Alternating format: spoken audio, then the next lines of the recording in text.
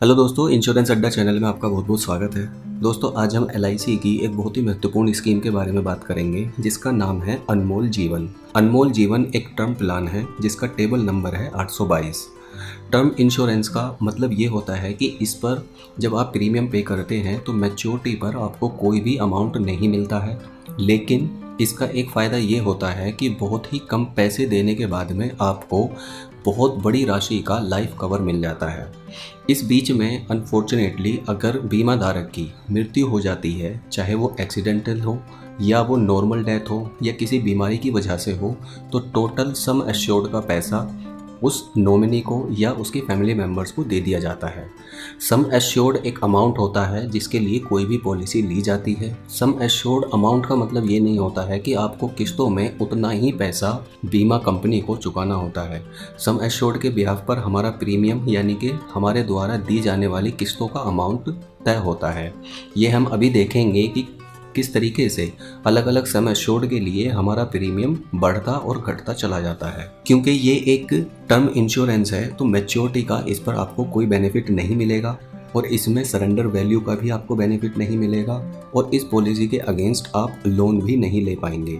इसमें सिर्फ और सिर्फ डेथ कवर होती है और डेथ में सभी तरह की जो डेथ होती है वो इसके अंदर कवर होती है। इवन अगर किसी ने सुसाइड भी किया है इस पॉलिसी को लेने के बाद में, लेकिन 1 साल बाद अगर उसने सुसाइड किया है तो भी उसका 80% तक अमाउंट पॉलिसी का उसके फैमिली मेंबर्स को या उसके नॉमिनीज को दे दिया जाता है। अब अगर बात करें हम इस स्कीम की एलिजिबिलिटी क्राइटेरिया की तो वो इस तरीके से हैं। मिनिमम एज एट एंट्री 18 साल है। 18 साल से कम के बच्चों को ये प्लान नहीं दिया जा सकता। मैक्सिमम एज एट एंट्री है 55 ईयर्स। 55 साल सबसे ज़्यादा इसमें उम्र होती है।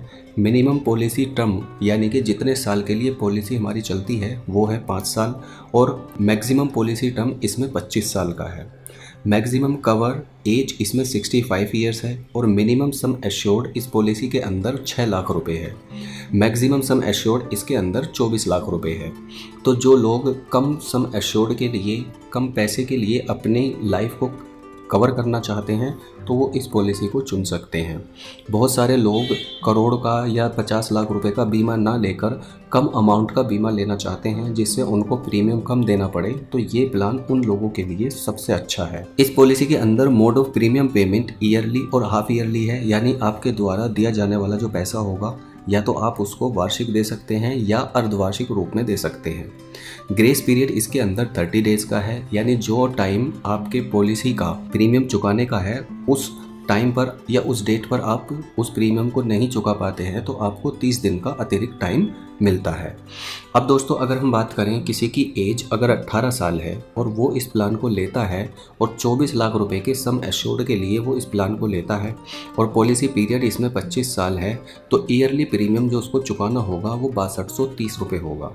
अगर हम इसको डेली बेसिस पर कैलकुलेट करें तो ये 17 रुपये पर डे आता है।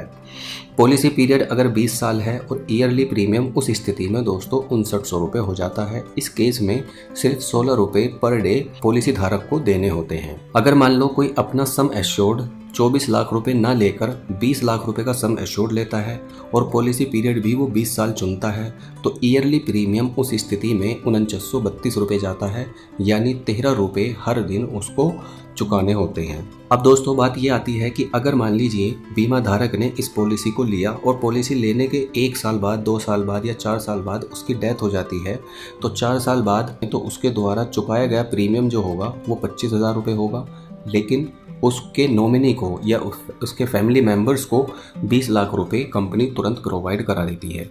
वहीं अगर मान लीजिए किसी की डेथ पॉलिसी लेने के 10 साल बाद हो जाती है तो 10 साल में टोटल चुकाया हुआ जो प्रीमियम होता है वो 50,000 रुपये होता है और उस स्थिति में बीमा धारक के जो नॉमिनी या फैमिली मेंबर्स होंगे उनको 20 लाख रुपए की राशि दे दी जाती है। टर्म इंश्योरेंस दोस्तों हमारी लाइफ के लिए बहुत ज़्यादा इंपॉर्टेंट होता है। आप कम प्रीमियम वाला कोई भी टर्म इंश्योरेंस खरीद सकते हैं, लेकिन टर्म इंश्योरेंस खरीदते समय आप कुछ बातों का ज़रूर ख्याल रखें।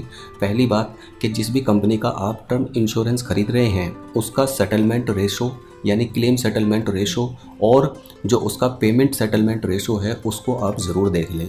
एलआईसी का क्लेम सेटलमेंट रेशो और पेड सेटलमेंट रेशो दोनों ही काफ़ी अच्छे हैं। तो LIC इसलिए दोस्तों टर्म इंश्योरेंस के केस में सबसे अच्छी कंपनी मानी जाती है। एंडोमेंट प्लान के कंपैरिजन में टर्म प्लान इसलिए भी अच्छे होते हैं क्योंकि एंडोमेंट प्लान का जो प्रीमियम होता है वो काफ़ी ज़्यादा होता है। अगर हम 20 लाख रुपए की पॉलिसी के लिए या 20 लाख रुपए के सम एश्योर्ड के लिए कोई एंडोमेंट प्लान चुनते हैं तो उसका प्रीमियम जो ईयरली यहाँ पर अभी टर्म इंश्योरेंस के केस में सिर्फ 5,000 रुपये के आसपास है, उस केस में दोस्तों 50,000 रुपये के आसपास चला जाता है। LIC के एंडोमेंट प्लान के अंदर ना लगाकर किसी दूसरे प्रोडक्ट के अंदर इन्वेस्ट कर सकते हैं, जैसे म्यूचुअल फंड हैं, PPF हैं। यहाँ पर आपको अच्छे रिटर्न मिलते हैं जो एंडोमेंट प्लान के कंपैरिजन में कई गुना होते हैं। टर्म इंश्योरेंस जितना जल्दी आप अपनी लाइफ में अपनी पहली जॉब के स्टार्ट होने के साथ खरीदेंगे या अपनी पहली कमाई के साथ खरीदेंगे तो उतना ही प्रीमियम कम होता है। और इसकी एक ख़ास बात ये होती है कि जिस प्रीमियम पर आपने पॉलिसी ख़रीदी है, फिर आपकी एज जैसे जैसे बढ़ती है उसी तरीके से आपका जो प्रीमियम है वो नहीं बढ़ता है, वो एज इट इज़ रहता है, चाहे वो 5,000 रुपये हो। क्योंकि अगर कोई 20 साल का व्यक्ति किसी टर्म प्लान को ख़रीदता है तो उसका एवरेज जो टर्म इंश्योरेंस का प्रीमियम आता है वो 5,000 के आसपास आता है। लेकिन उसी प्लान को अगर कोई 30 साल का व्यक्ति खरीदता है तो उसका जो प्रीमियम यानी उसके द्वारा दिया जाने वाला जो पैसा है वो लगभग 15,000 रुपये के आसपास आता है। तो आप कोशिश करें कि आप जल्दी से जल्दी कम एज में ही टर्म प्लान को ज़रूर खरीदें। इससे आपकी लाइफ कवर हो जाती है और आपके परिवार वालों को या जो नॉमिनी होते हैं उनको अगर किसी के साथ में कोई अनफॉर्चुनेट मिसहैपनिंग हो जाती है तो उस केस में उनका फ्यूचर ब्राइट ही रहता है। आई होप दोस्तों आपको ये वीडियो अच्छी लगी होगी। इससे संबंधित अगर आपको कोई क्वेश्चन हो या क्वेरी हो तो नीचे कमेंट करके आप पूछ सकते हैं। धन्यवाद।